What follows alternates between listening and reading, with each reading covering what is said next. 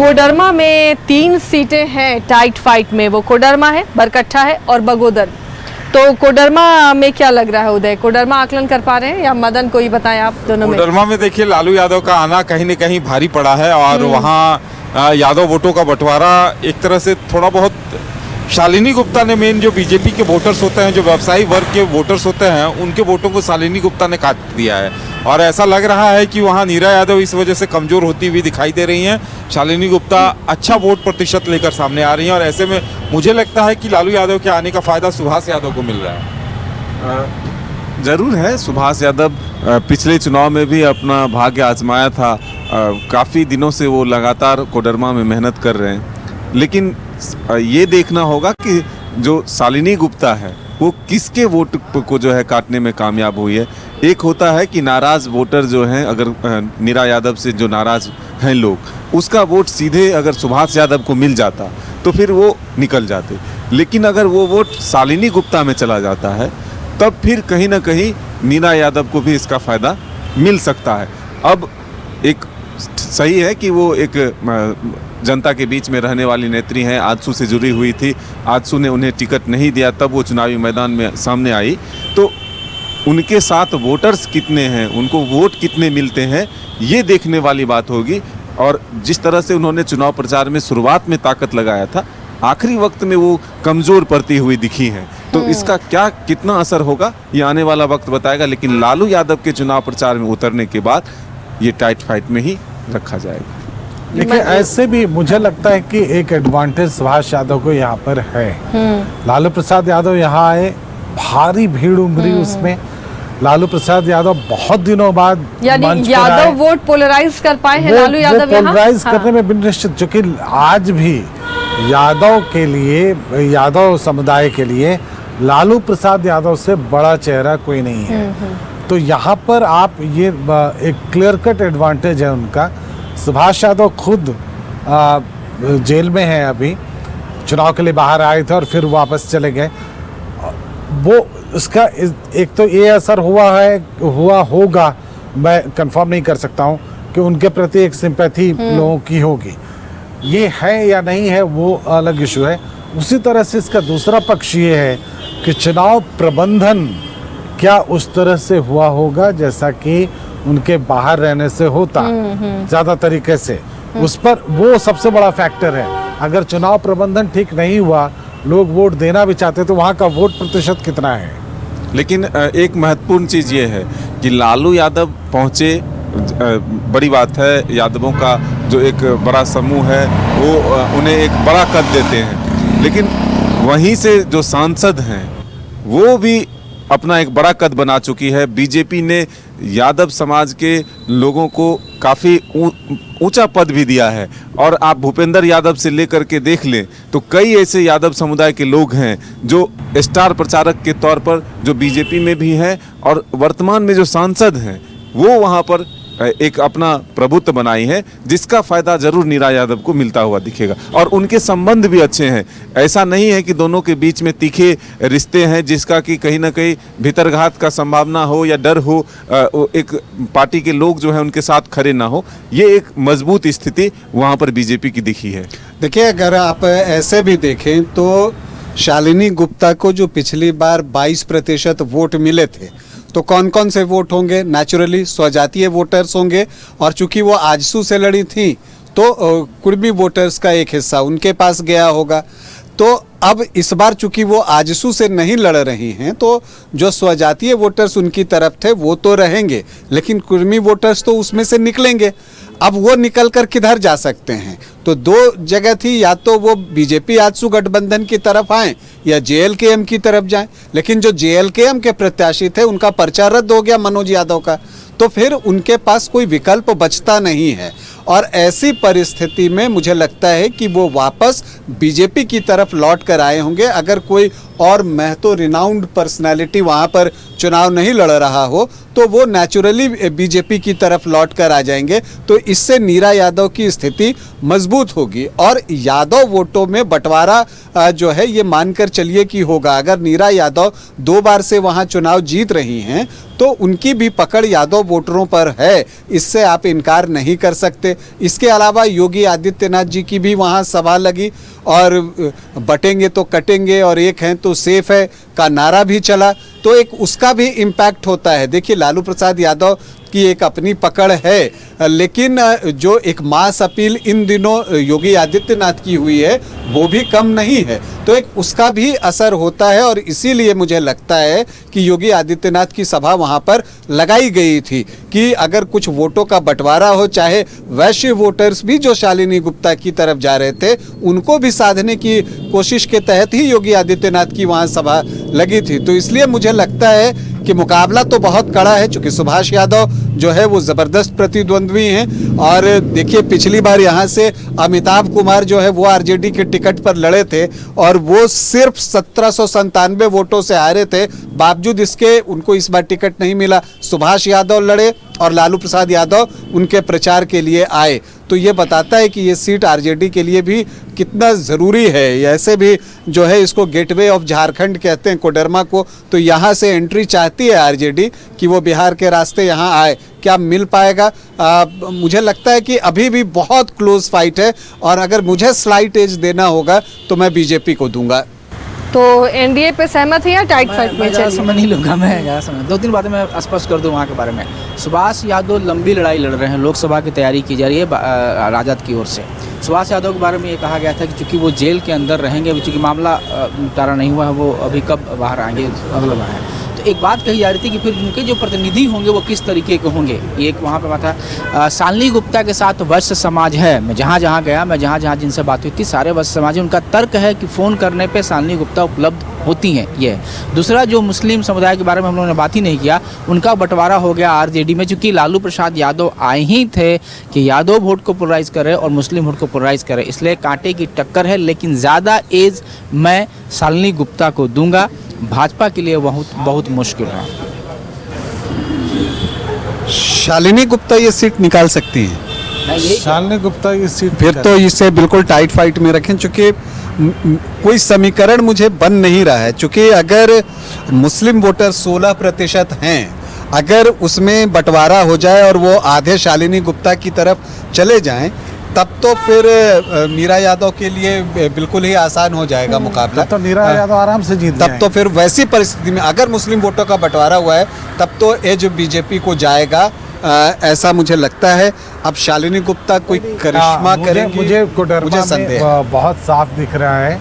As निश्चित रूप से इस इंडिया गठबंधन को है। सुभाष यादव के पास एज है, बशर्ते उनका चुनाव प्रबंधन ठीक हुआ हो। तो इसे फिलहाल इंडिया फोल्डर में एज दिखा देते फोल्डर हैं। में रखा जा सकता है उनको। लेकिन हम फिर कह रहे हैं कि ये बहुत टाइट फाइट है। यहाँ पर नीरा यादव भी, मुझे तो लगता है अब चूंकि 3 राय आ गई हैं, शालिनी गुप्ता भी आ गई हैं, टाइट फाइट में ही रहने इसको दिया टाइट जाए। फाइट में ही रहने दिया जाए, क्योंकि एक नया कोण खुल गया है यहाँ पर। हाँ चलिए तो बरकट्ठा पे बात कर लेते हैं। बरकट्ठा में क्या लग रहा है, टाइट फाइट क्यों बरकट्ठा दिख रही है? देखिए बरकट्ठा में अमित यादव जो कि वहाँ से निर्दलीय विधायक थे, पिछली बार उनको बीजेपी से टिकट नहीं मिला तो फिर वो निर्दलीय चुनाव लड़े। जानकी यादव को हटाया गया, वर्तमान में वो विधायक थे वहाँ पर। तो अब सीधा मुकाबला जो है फिर जानकी यादव और अमित यादव के बीच में हुआ है।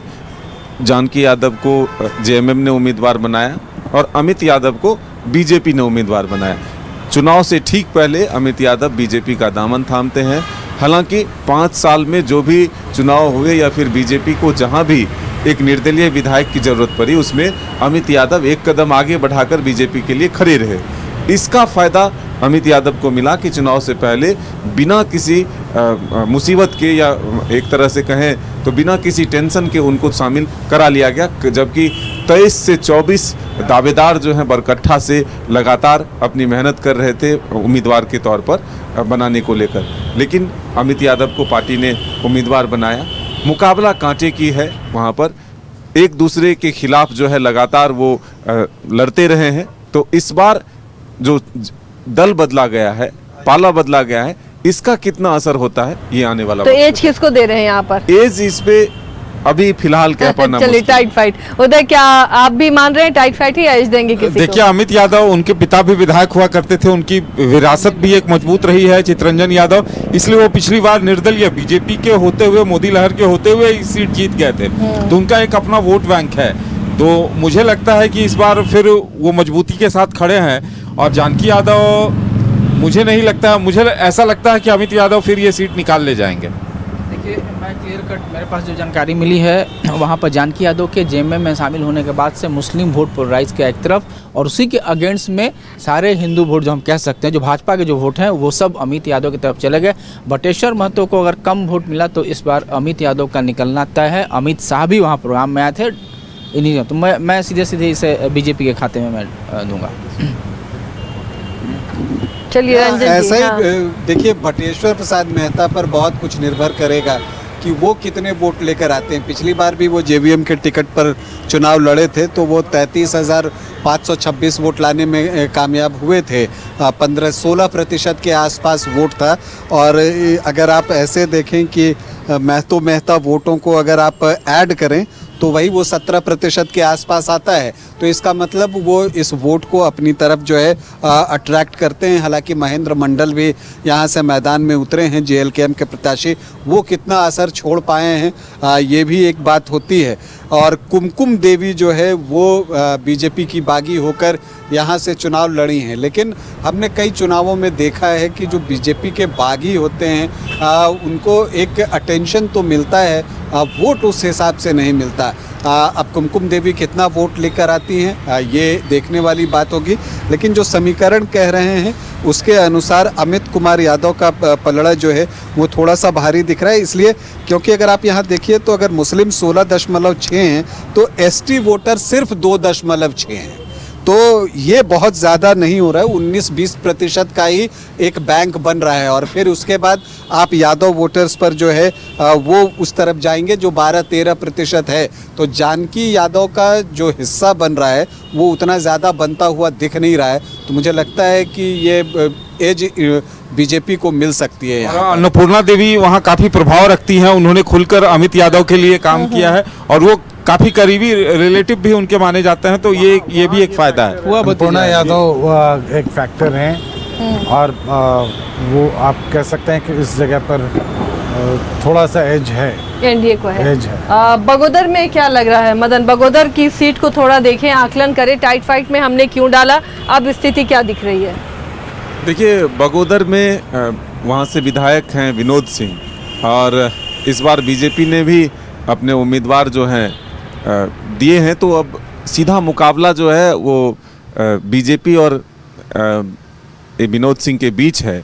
लेकिन जो है वो अब इस बार एनडीए को मिलता हुआ दिख रहा है, बीजेपी को मिलता हुआ दिख रहा है। जो जानकारियां वहाँ से मिल रही है कि लोग विनोद सिंह के काम अच्छे हैं, व्यवहार अच्छे हैं, लेकिन बदलाव चाहते हैं। और इस मूड से वहाँ पर जो है बीजेपी के कैंडिडेट जो है थोड़े अच्छे नहीं, वहाँ के लोगों से जब हमने बातचीत किया तो कहा कि नहीं, बीजेपी के कैंडिडेट उतने अच्छे नहीं हैं, लेकिन कमल को जिताना है, इसलिए वहाँ पर कमल को वोट दे दिया है।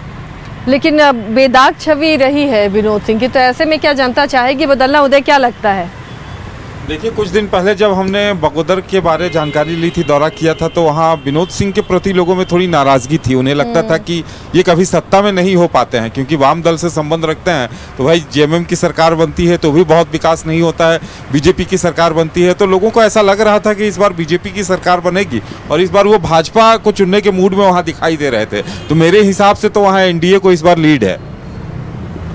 वैसे आंकड़ों की बात तो रंजन सर करेंगे, लेकिन बगोदर में जब हम लोग विजिट किए थे तो एक वहाँ बात समझ में आई कि उनके ऊपर आरोप है स्थानीय विधायक के ऊपर कि कुछ मामले वहाँ पे हुए थे जिसमें एक ही पक्ष के लोगों के खिलाफ कार्रवाई हुई थी, जिस पर वहाँ नाराज़गी थी, नंबर 1। दूसरा है कि डॉक्टर सलीम करके एक वहाँ पर इस बार चुनाव में है, वो जयराम जी की पार्टी से, तो अगर उनके ऊपर वोट चढ़ जाता है तो ये एक बहुत बड़ी बात हो जाएगी, क्योंकि मुस्लिम वोट पे पकड़ विनोद सिंह का माले का है। तो वहाँ अगर कहीं डेंट लगता है तो फिर बीजेपी को वहाँ से एज मिल भी सकता है। टाइट फाइट मेरा नज़र से है, कल तक हम लोग इस पर कुछ तस्वीर ज़्यादा साफ कर पाएंगे। ये बहुत ये बात है कि सलीम अंसारी कितना वोट लेकर आते हैं, चूँकि सलीम अंसारी जब वोट मांगने जा रहे थे तो ये बातें कह रहे थे कि हमारे समुदाय को बीजेपी का नाम लेकर डराया जाता है, तो वो क्या कहना चाहते हैं वो उनकी बातों से स्पष्ट होता है। तो सलीम अंसारी कितने वोट लेकर आते हैं ये देखना दिलचस्प होगा, क्योंकि दोनों के बीच पिछली बार का अगर आप वोट का डिफरेंस देखें तो वो 6.84% है, तो लगभग अगर 3.5% वोट भी इधर से उधर हो गया, और जो मनीष जी ने एक बात कही अगर उससे कुछ पोलराइजेशन जैसी स्थिति आती है तो फिर इसका एडवांटेज जो है वो बीजेपी को मिल सकता है। लेकिन मुझे लगता है जो छवि है विनोद सिंह की कि मैं इसे अभी भी टाइट फाइट में ही रखना चाहूँगा। गंगेश जी, क्या बगोदर को फिर से टाइट फाइट में ही रहने दिया जाए? हाँ, इससे अभी भी आपको टाइट फाइट में ही रखना पड़ेगा, क्योंकि बगोदर में निश्चित रूप से बाकी फैक्टर्स अपनी जगह पर हैं और विनोद सिंह की अपनी छवि एक बहुत मायने रखती है। उनकी छवि बढ़ी है, खासकर एमसीसी से कोलैबोरेट करने के बाद लेफ्ट दलों को जिस तरह से एकीकृत किया गया है तो उनकी छवि बढ़ी है, उनका कद बढ़ा है। उनके कद के अनुसार वोट बढ़ा या नहीं बढ़ा वो एक फैक्टर ज़रूर है। लेकिन जहाँ तक इनके प्रति समर्पित कार्यकर्ताओं की बात है, यहाँ ये इम्पॉर्टेंट है, हम आपको बता दें कि इनके प्रति समर्पित कार्यकर्ताओं की एक फौज है। बिल्कुल, और ये कैडर कभी और बदलते ये नहीं कैडर है। बदलते नहीं हैं, ये निराश नहीं होते, ये परेशान नहीं होते। तो ये ज़रूर है बगोदर जैसे इलाके में या जहाँ पर विनोद सिंह जैसे लीडर हों तो वहाँ एक दिक्कत होती है कि आसपास माहौल नहीं बनता, चूँकि वो ठेका लेने वाले दूसरे तरह के लोग, इस तरह के लोग वहाँ आसपास में नहीं जमते। तो उसकी परेशानी ये होती है, उससे परेशानी ये होती है कि आपको माहौल बनता हुआ नहीं दिखेगा। लेकिन जिस तरह से इन्होंने अपना जनसंपर्क चलाया है, जिस तरह से चुनाव प्रचार किया है, उससे बहुत साफ है कि ये बहुत क्लोज कंटेस्ट है और मुझे अगर एज देना हो तो हम एक बार फिर विनोद सिंह को ही देंगे। तो लेकिन अभी तो टाइट फाइट में, हाँ, टाइट फाइट में ही ये सीट है। चलिए बढ़ते हैं आगे और यहाँ से फिर शुरू होता है JLK यानी जयराम महतो की पार्टी का इलाका। कई सीटों पर उनके प्रत्याशी यहाँ अच्छी टक्कर देते हुए नजर आ रहे हैं। गिरिडीह में जो सीटें टाइट फाइट में हमने रखी थी, गिरिडीह, डुमरी और बेरमो गोमिया, ये 4 सीटें टाइट फाइट में थी। गिरिडीह से शुरू करते हैं। मदन, गिरिडीह में क्यों टाइट फाइट है, और अगर अब एज हम किसी को दें तो क्या रिपोर्ट कह रही है, क्या सर्वे बता रहे हैं एज किसको जा रहा है? देखिए, वहाँ पर भी सीधा मुकाबला बीजेपी और JMM के बीच है। तो ऐसे में गिरिडीह को अगर आप देखें तो टाइट फाइट में इसलिए रखना होगा कि एक वोकल नेता जो है सदन में, आवाज़ जो है सुदीप बिसोनू जो कि JMM के उम्मीदवार हैं, उनका गूंजता रहता है। और कल्पना सोरेन जब गांडे शिफ्ट हुए, यानी कि जब उनका राजनीतिक सफर शुरू हुआ, तो फिर गिरिडीह के सुदीप बिसोनू जो है हमेशा साथ रहने लगे। तो एक महत्वपूर्ण नेता के तौर पर अब JMM के उभर के वो भी सामने आए हैं, तो पार्टी उन पर भरोसा जताती है। और मजबूत नेता के तौर पर जब वो सामने हैं तो JMM की तरफ से दिलचस्प लड़ाई जो है वहाँ पर देखने को मिली है। पूरी ताकत लगाई गई है पार्टी की तरफ से भी। तीसरे नंबर पर जो है JLK के भी उम्मीदवार हैं। तो अब देखना होगा, मुकाबला काफ़ी दिलचस्प है और इसे हम टाइट फाइट में ही रखना चाहेंगे। क्या गिरिडीह फिर से टाइट फाइट में ही है या फिर लग रहा है कि एज किसी को नहीं, मुझे गिरिडीह में लग रहा है कि निर्भय शाहवादी उन्हें फायदा मिला है इस बार, और थोड़ी नाराजगी थी सुदीप बिसोनू से लोगों की, और जो JLK के उम्मीदवार थे उन्होंने भी युवाओं के बीच अपनी थोड़ी बहुत पैठ बनाई है। और उसका नुकसान देखिए, वहाँ युवाओं के बीच मुद्दा ये था कि रोजगार नहीं मिला है, जो परीक्षाएं हुई है, गड़बड़ी हुई है, इन चीज़ों को JLK ने उठाया था। तो कहीं न कहीं ऐसा लगता है कि सुदीप बिसोनू की छवि इस JMM की सरकार में काफ़ी बढ़ चढ़ करती है। हर जगह वो, हेमंत सोरेन जब जेल में थे तब भी वो आगे लीड करते हुए दिखाई दे रहे थे। तो एक युवाओं को गुस्सा उनके प्रति दिख रहा था। इसका फायदा इस बार दिख सकता है, बीजेपी को मिल सकता है। इन्हीं लोगों की बातों को हम आगे बढ़ाएंगे। एक नई बात उसमें ये बताना है कि सरफराज अहमद के पीछे हटने के बाद ही गांडे खाली हुआ कल्पना सोरेन के लिए, लेकिन सरफराज अहमद को जो तरजीह मिलनी चाहिए थी वो सुदीप बिसोनू ने हाईजैक कर लिया। यहाँ तक कि जब भी कल्पना सोरेन गांडे गई, गिरिडीह इलाके में गई, तो उनका रहना भी सुदीप बिसोनू के ही आवास पे होता था। ऐसे में कई लोग गए भी, पार्टी के लोग जाकर कहा कि भाई हमें वो तरजीह नहीं मिल रही है, तो इससे नाराज हुए और सब लोग कल्पना सोरेन ने भी नहीं ध्यान दिया इस बात को। तो इस बात को लेकर के बहुत ज़्यादा मतलब रिजेंटमेंट है सरफराज अहमद के जो फॉलोअर हैं उनके बीच में। तो ये जो चीज़ है ये सिर्फ यहाँ गिरिडीह में ही नहीं बल्कि गांडेय में भी ये फैक्टर काम आएगा। दूसरी बात, गिरिडीह की हम लोग बात कर रहे हैं, वहाँ पे अनीशा सिन्हा करके एक महिला उतरी हैं, वो जो एनजीओ चलाती हैं। तो एनजीओ में जब हम उनसे मिलने गए थे गांव में, तो वहाँ पे ट्राइबल लोग के बीच उनकी पकड़ है। तो अगर वो भी वोट कुछ काटती हैं तो वो डेंट होगा, तो सुदेव सोनू में डेंट होगा। दूसरी चीज़ कि निर्भय सावधी ने कहा था कि पीर ट्रांस से मेरा वोट पिछले बार नहीं मिला था, वो भी मिलेगा।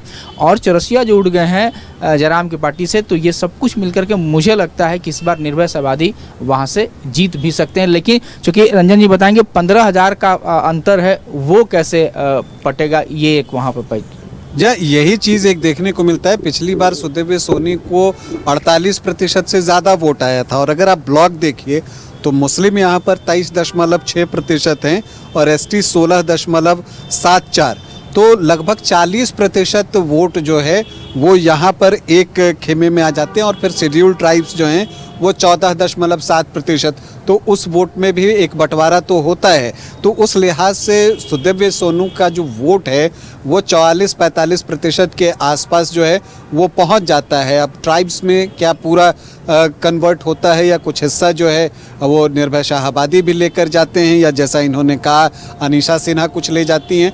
लेकिन मैं हमेशा से मानता हूं कि चुनाव खुलता है तो वो आपको चौड़ा दिखता है, लेकिन चौड़ी सड़क के जैसे दिखेगी, लेकिन आगे जाते जाते वो संकरा होता चला जाता है। वो आपको कम लोगों के बीच में ही वो फाइट आकर सिमट जाती है। तो उस लिहाज से आप देखें तो ये फाइट जो है वो सुदेव सोनू और निर्भय शाहाबादी के बीच में ही होगा। और समीकरण जो है वो सुदेव सोनू के पक्ष में दिखते हैं, चूँकि अगर आप देखें, हाँ अब ये बात हो सकता है कि अगर कुछ काउंटर पोलराइजेशन जैसी बात चुनाव के आखिरी लम्हों में या चुनाव वाले दिन जो है हो गई हो, तब परिणाम बदल सकता है। नहीं तो सुदेव सोनू का कद जो है वो बढ़ा है, और मुझे लगता है कि स्लाइट एज, मतलब स्लाइट ही सही, वो इंडिया को मिलना चाहिए। अब अगर उस दिन वोटिंग वाले दिन अगर कोई घटना इस तरह की हुई है, उससे कुछ असर पड़े तो कहना मुश्किल है। कि सुदेव सोनू की जो छवि बनी है वो एक अच्छे विधायक से ज़्यादा एक अच्छे मैनेजर की बनी है, तो ये एक डिसएडवांटेज है। वो सत्ता के बहुत करीब रहे लेकिन लोगों के उतने करीब नहीं जा सके, इसका डिसएडवांटेज, ये बहुत बड़ा फैक्टर है। और इसलिए निर्मल शाहाबादी को यहाँ पर आपको इस देना पड़ेगा एडवांटेज, निर्मल शाहाबादी यहाँ कह सकते हैं। चलिए, तो गिरिडीह की सीट एनडीए फोल्डर में जाती हुई दिख रही है। अगली सीट बेहद हॉट सीट डुमरी की सीट, जहां से जयराम महतो खुद चुनावी मुकाबले में है, बेबी देवी हैं जो मंत्री भी हैं और उपचुनाव भी उन्होंने जीता, और यशोदा देवी भी यहां से चुनावी मैदान में है। तो अब डुमरी की सीट में क्या लगता है उधर टाइट फाइट में ही ये रहेगा या फिर किसी को एज मिलता हुआ दिख रहा है? देखिए, आज मेरी जो बातचीत हुई है, जो सूत्रों के हवाले से जो जानकारी मिली है कि डुमरी का इरादा पिछली बार जगन्नाथ महतो को यानी अपने टाइगर को श्रद्धांजलि देने का था। उन्होंने बेबी देवी को जिताया भी, लेकिन इस बार जयराम ने युवाओं को वहाँ वास्ता दिया है कि मैं आपके लिए चुनाव मैदान में हूँ, आपके लिए चुनाव लड़ रहा हूँ। वहाँ अब यशोदा देवी भी कमजोर मुझे दिखाई दे रही हैं और सीधे सीधे जयराम को वहाँ बड़ी लीड मिल रही है। मेरे हिसाब से ये सीट जयराम को जा रही है। आज भी कह रहा हूँ कि वो सीट आप बहुत ज़्यादा उम्मीद रखिए कि वहाँ जयराम महतो जीतेंगे। तो ये सीट अदर्स में चली जाएगी, इससे सहमत ये भी बात है ना कि बच्चों की कैंची बहुत जगह चलाए हैं तो उनको कहीं तो फायदा होना चाहिए। चलिए, तो ये जेल केम को चलिए, अब ये बहुत दिलचस्प होगा कि अगर ये सीट जयराम को जाती है तो वो किस फोल्डर में जाके सटते हैं या फिर तटस्थ रहते हैं। चलिए बढ़ते हैं आगे, बेरमो की सीट पर चर्चा कर लें। बेरमो की सीट की भी काफ़ी दिलचस्प यहाँ जंग है, क्योंकि यहाँ भी जयराम महतो हैं, अनूप सिंह हैं और बीजेपी से भी कैंडिडेट है। तो बेरमो में जंग, मदन क्या लग रहा है, टाइट फाइट में ही ये रहेगी या फिर एज किसी को मिल रहा है? जंग जारी है, यही वहाँ के उम्मीदवार कहते हैं और इसीलिए हम भी इसे टाइट फाइट में ही रखते हैं, क्योंकि तीनों उम्मीदवार जो हैं वो दमदार हैं, अपनी पूरी ताकत लगाए हैं।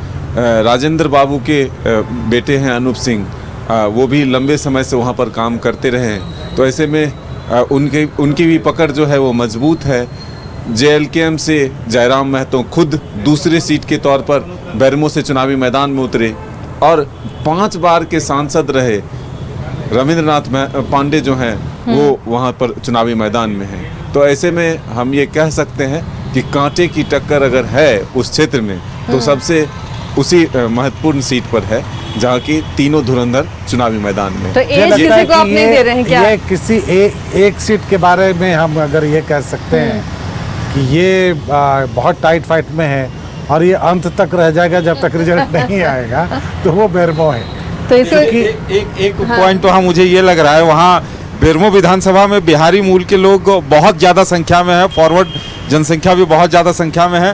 वो वोट अगर रविंद्र पांडे और अनूप सिंह के बीच बट जाता है और वहाँ के जो स्थानीय वोटर्स हैं वो गोलबंद होकर जयराम को करते हैं, तो यहाँ भी चमत्कार हो सकता है और जयराम यहाँ भी दूसरी सीट भी जीत सकते हैं। वहाँ यहाँ भी सीन बन रहा है कि आप जयराम को जीते हुए देख सकते हैं। लेकिन यहाँ पर अगर आप जातीय समीकरण देखिए तो वो अजीब तरह के हैं। अनूप सिंह को 12.6 राजपूत वोटर्स, वो उधर ये 11%, प्लस अगर महतो वोटर्स देखिए जो 10-11% है वो जयराम की तरफ, जो ब्राह्मण। जयराम महतो का इमेज अभी वैसा नहीं बना है कि सिर्फ महतो वोटर्स तक वो सीमित हो। मुझे लगता है हर वर्ग के लोग, जो यूथ है वो जयराम के साथ हैं, तो उसका असर दिख सकता है। नहीं, अगर ऐसा होता तो फिर हम सिर्फ उनके लिए इन 2 सीटों पर चर्चा नहीं कर रहे होते, कम से कम वैसी 25 सीटें होती। नहीं, जयराम खुद का उनका इमेज बाकी प्रत्याशियों पर निर्भर करता है। तो यहाँ मुकाबला इसीलिए हो गया है कि अनूप सिंह को भी लोग वहाँ युवा ही मान रहे हैं और वो कहते हैं कि युवाओं के बीच रहने वाले नेता के तौर पर पहले से छवि अनूप सिंह ने वहाँ पर बना लिया है। तो जो युवा है कहते हैं कि नहीं, जयराम भले ही युवाओं की बात करते हैं, एक नए चेहरे के तौर पर आए, लेकिन अनूप सिंह हमारे हीरो हैं, ये वहाँ के युवा पहले से कहते हैं। और बहुत कुछ निर्भर करेगा कि क्या मुस्लिम वोटों में पेनिट्रेट कर पा रहे हैं जयराम, चूंकि वो आप डुमरी की बात कर लीजिए या फिर आप बेरमो की बात कर लीजिए। अगर मुस्लिम वोटों का, चूंकि डुमरी में भी फैसला जो है वो मुस्लिम वोटर्स को ही करना है, वहां पर भी वही स्थिति है कि अगर मुस्लिम वोटर्स ने एक मुश्त अगर बेबी देवी को वोट कर दिया होगा तो फिर जयराम के लिए मुश्किल होगी, लेकिन अगर उसमें बंटवारा होगा तब जयराम निकल जाएंगे। और यही स्थिति जो है आपको बेरमो में भी दिखती है कि जो मुस्लिम वोटर्स हैं 13% के आसपास, वो किसको वोट कर रहे हैं। अगर वो अनूप सिंह को एक तरफा वोट कर रहे हैं तब फिर अनूप सिंह की स्थिति मजबूत हो जाएगी, और अगर वो बट रहे हैं तब फिर जो है आप कह सकते हैं कि कोई भी बाजी मार सकता है। इसलिए मुझे तो डुमरी और बेरमो ये दोनों सीट लगती है कि अंत तक आपको पता नहीं चलेगा, क्योंकि मुस्लिम वोटर्स ने वोट किसे किया है नहीं, इस पर बहुत कुछ, चूंकि अगर आप फील्ड में घूमते हैं तो आपको पता चलता है मुस्लिम वोटर्स में डिवीजन है। इन दोनों ही जगहों पर मुस्लिम वोटर्स में डिवीजन है। और समस्या ये है कि डुमरी के उपचुनाव को अगर आप देखें तो जो ओवैसी के पार्टी से 2019 के चुनाव में 25,000 वोट लाए थे वो मुस्लिम समुदाय से थे, और अब्दुल मोमिन रिजवी फिर वो खड़े होते हैं उपचुनाव में तो 3 से 5,000 के बीच में वोट उनको आता है। और जो जगन्नाथ महतो का सबसे जो मजबूत पिलर कहा जाता है वो है नावाडी, और नावाडी में मुसलमानों की संख्या सबसे अधिक है। वही उस सीट को तय करता है कि जिसके खाते में नावाडी का वोट गया वो जीतेगा। तो ऐसे में जयराम पर मुस्लिम समुदाय के लोग कितना भरोसा करते हैं, इस पर सब कुछ डिपेंड करता है। जो सारी चीजें मैंने कहा ना कि डुमरी में आप बात कर लीजिए तो मुस्लिम वोटर्स ही तय करेंगे, 21% के आसपास हैं। और जैसा मदन बता रहे हैं कि नावाडी में, और नावाडी का मैं देख रहा था 2019 का जब जगन्नाथ महतो लड़े थे तब भी यही जो नावाडी है ना उनको जिताकर लेकर गई थी। नहीं तो आप देखिए डुमरी में वो पिछड़ गए थे, यहाँ पर बीजेपी को लीड मिल गई थी पिछली बार डुमरी प्रखंड में। नावाडी जो है उनको निकाल कर ले गया था, वहाँ पर उन्होंने इतने वोट ले आए जो बीजेपी आजसू को अगर आप जोड़ भी दीजिए तो उससे ऑलमोस्ट डबल आप कह लीजिए 27,000-28,000 के आसपास बीजेपी आजसू के वोट जोड़ के हो रहे थे, और 46,390 वोट जो है वो जगन्नाथ महतो को आया था 2019 में। महतो का इम्पैक्ट अलग था, लेकिन अभी जो जगन्नाथ महतो को रिप्लेस करने वाला कोई नाम दिख रहा है तो वो निश्चित रूप से आप उसको इग्नोर नहीं कर सकते हैं। वो पूरा इलाका, बोकारो, डुमरी, गिरिडीह के इलाका, वो पूरा इलाका जो है वो दरअसल वहाँ पर एक कैडर की भीड़ है आप जिसको नहीं पहचान पा रहे हैं वो बिना मतलब कि आप सोचिए सड़क पर निकल रहे हैं कहीं और 15 आदमी ऐसे ही बाइक पे घूम रहे हैं, वो उनका पीला झंडा पहन के जयराम महतो का, तो ये अनायास नहीं है और इसको आप दरकिनार नहीं कर सकते हैं, क्योंकि बाकियों को उसके लिए पैसा देना पड़ता है कि मेरा झंडा वहन करो, लेकिन इनको पैसा नहीं देना पड़ रहा है। तो वो एक बड़ा इम्पैक्ट है। ये डुमरी का जो ये इलाका है, डुमरी और बेरमो, बहुत फ़र्क पड़ेगा यहाँ पर चुनाव पर। डुमरी हमको बहुत साफ, चूँकि डुमरी में कैंडिडेट के वाइज अगर आप देखेंगे तो एक ज़बरदस्त चेहरा जयराम महतो का वहाँ पे मिलता है। हाँ, बेरमो में जो परेशानी है कि रविंद्र पांडे हो या अनूप सिंह हो या जयराम महतो, तीनों ही बड़े चेहरे हैं, इसलिए मैंने कहा कि वो जब तक आखिरी वोट गिना नहीं जाता तब तक ये टाइट फाइट में रहेगा। चलिए तब आगे ही बढ़ जाते हैं। गोमिया की सीट को भी हमने टाइट फाइट में रखा था। गोमिया की सीट में क्या लग रहा उदय? दौरा करके आए। गोमिया में देखिए ये है कि लंबोदर महतो फिर से चुनावी मैदान में हैं और लंबोदर महतो एक ऐसे विधायक के तौर पर चुनकर सामने आए जो सदन में हर दिन अगर मौका मिला तो हर दिन वो आवाज़ उठाते दिखे, सदन के बाहर भी वो आवाज़ उठाते हुए दिखे और जेएमएम की तरफ से योगेंद्र महतो को उम्मीदवार बनाया गया। तो ऐसे में कड़ा मुकाबला है, दिलचस्प मुकाबला है। वोटर वहाँ पर जो है एक जातीय समीकरण के साथ साथ वहाँ भी अल्पसंख्यक और आदिवासी समुदाय के वोट पर ही वहाँ के डिसीजन जो है वो डिपेंड होंगे कि आखिर इस वोट में से सेंधमारी कौन कर पाता है। तो अब उम्मीद है लंबोदर महतो को भी कि महतो समाज का वोटर उनके पक्ष में हो, बीजेपी का जो कैडर वोट है वो उनके पक्ष में हो और थोड़ी बहुत वोट अगर इधर उधर से मिल जाए तब वो कहते हैं कि हमें एज मिल जाएगा। लेकिन दिलचस्प मुकाबला वहाँ पर है, इसलिए ये टाइट फाइट में है। चलिए तो अभी भी लेकिन पूजा महतो भी जेएलकेएम से है। हाँ। ऐसे में जयराम के सबसे मजबूत पिलर के तौर पर पूजा महतो भी मानी जाती है। तो अब वो कितना वोट किसके काटते हैं ये देखने वाली बात है। उदय अब आप बताइए, गोमिया में क्या टाइट फाइट ही रहने दें या फिर एज किसी को दें? नहीं, गोमिया में देखिए टाइट फाइट ही रखना होगा लास्ट तक, क्योंकि वहाँ पूजा महतो की मौजूदगी सारे समीकरणों को ध्वस्त कर रही है। क्योंकि वहाँ जोगेंद्र महतो और लंबोदर महतो में मुकाबला होता था, लेकिन पूजा महतो किसके वोट कितना काटती है ये कह पाना मुश्किल है। निश्चित तौर पे टाइट फाइट में ही हम लोग रखेंगे। रंजन जी क्या कह रहे हैं आप, क्या आंकड़े? ये इसे आप टाइट फाइट में रख सकती हाँ। हैं, क्योंकि पूजा महतो के प्रदर्शन पर यहाँ बहुत कुछ निर्भर करने वाला है। वैसे अगर आप ये देखें तो जो लंबोदर महतो हैं उनकी एक छवि जो है वो अच्छी है और इस वजह से चूँकि पढ़े लिखे भी बहुत हैं तो इसका एक एडवांटेज मिलता है और मुखर रहे हैं, बातों को बहुत मजबूती के साथ जो है वो विधानसभा में भी रखते दिखे हैं। बाहर प्रेस मीडिया से भी जब बातचीत होती है तो बहुत मुखरता से अपनी बातों को रखते हैं, तो इसका एक लाभ मिलता है। अपने काम भी उन्होंने बहुत सारे गिनवाए हैं यहाँ पर। तो मुझे वैसे लगता तो है कि स्लाइट एज वहाँ पर लंबोदर महतो को है, लेकिन चूंकि चुनाव है और बहुमत जो है टाइट फाइट में है तो टाइट फाइट में रख देते हैं। तो गंगे जी टाइट फाइट में ही गोमिया की सीट को रखा जाए? देखिए हमारे हिसाब से भी एज लंबोदर महतो को हम दे सकते हैं। पूजा महतो की जिनकी बात हो रही है वो देखिए जो अपीयरेंस है उनका अलग अलग जगहों पर, वो अपीयरेंस इतना अट्रैक्टिव नहीं रहा है जिसको लेकर जैसे जयराम कहीं जाते हैं उनका अपीयरेंस जो बताता है उस तरह का पूजा महतो का नहीं बताता। तो मुझे नहीं लगता है कि वो बहुत ज़्यादा इम्पैक्ट डालने वाला होगा, और इम्पैक्ट डालेगा भी तो चुनाव उससे एकदम प्रभावित हो जाए कोई, तो वो थोड़ा सा ये है। लेकिन अब चूंकि यूथ का मामला है, यूथ अचानक कब कहाँ पहुँच जाएं और किसके फेवर में खड़े हो जाएं ये कहना मुश्किल होता है। तो इसलिए इसको टाइट फाइट में ही रहने दिया जाए, लेकिन एडवांटेज यहाँ पर लंबोदर महतो का। चलिए वो भी टाइट फाइट में आगे बढ़ते हैं और धनबाद में आते हैं। धनबाद में एक सीट जिसे हमने टाइट फाइट में रखी थी और वो है चंदन क्यारी की सीट। मदन क्या कुछ आंकड़े अब बता रहे हैं या टाइट फाइट में सीट जा रही है? नहीं, बिल्कुल वो टाइट फाइट में ही रहेगा, क्योंकि पूरी ताकत जो है उमाकांत रजक ने भी लगाई है। चुनाव वहाँ जो है दिलचस्प इसलिए हुआ क्योंकि वहाँ भी आखिरी वक्त में पाला बदला गया है। उमाकांत रजक आजसू से टिकट के उम्मीद में थे, लेकिन उनको नहीं मिला टिकट। फिर उन्होंने जेएमएम का दामन थामा और फिर जेएमएम की तरफ से चुनावी मैदान में उतरे। तो उमाकांत रजक भी अपनी पूरी मेहनत जो है वहाँ पर लगातार करते हुए दिखे थे। अमर बावरी नेता प्रतिपक्ष के तौर पर वहाँ बीजेपी में रहे और चुनावी मैदान में वहाँ पर बीजेपी के उम्मीदवार के तौर पर उतरे। हालांकि प्रधानमंत्री का कार्यक्रम उनके ही क्षेत्र में हुआ। अब इससे कितना बदलाव हुआ है ये देखने वाली बात है। तो अब देखना होगा कि टाइट फाइट में ही इसे हम रखते हैं। उदय, क्या लगता है चंदन क्यारी टाइट फाइट में ही रहने दिया बिल्कुल जाए? वो टाइट फाइट में रहने दिया जाए, क्योंकि वहाँ बिल्कुल कड़ा मुकाबला है, कुछ भी हो सकता है।